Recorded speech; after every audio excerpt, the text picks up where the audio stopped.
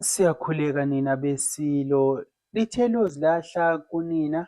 Ezinye zezindaba ezishiye izakhamuzi zibambe ongezansi. Udaba noma sithi indaba evele laphana eNdlunkulu kukhishwe isitatimende osukwini lakhona namhlanje ngaye umhlaka 22 Meyi, udaba oluqhamuka eNdlunkulu. Umqondisi omkhulu wehhovisi leSilo uMnumzane Nododile Namase usekhululiwe laphana emsebenzini wakhe noma usexoshiwe ngokuphazima kweso. Izakhamuzi zithukile loko ziphatheke kabi ukuthi ngabe kwenzakalani njengoba esexoshiwe.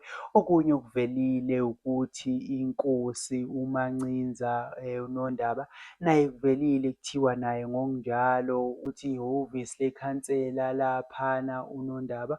Uzokhumbula ukuthi uMaNcinza kuke kwavela lapho enza khona ividiyo enxenxa noma enxusa abahlali baseNingizimu Afrika ukuthi uma benza amamashi baqikelele ukusebenzisa inhlamba.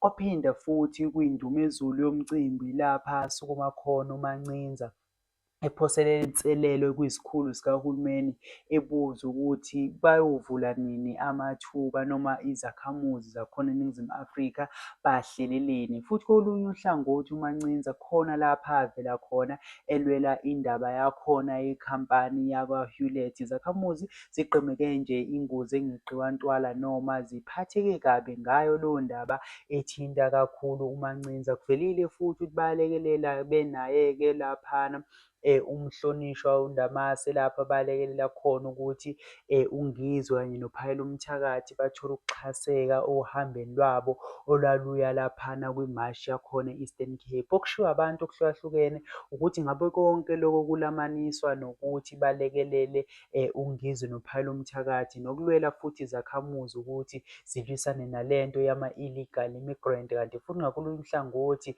kungenzeka ukuthi balwela lento yokuthi bayazi-support-a izakhamuzi ukuthi abantu bokufika bahambe. Izakhamuzi ziphatheke kabi ngayo le ndaba. Yizona indaba esiyithole nje ilanga liyozilahla kunina lezi esithinta zona izindaba zaseNdlunkulu. Ilezi ndaba kade siy'phethe ngaso lesikhathi. Ungakhohlwa ukuciphiza ufollow uSizwe nawe ukuphawula kwakho kuma-comment ukuthi wena uthini ukuphawula kwakho ngalo lolu daba osuluzwile.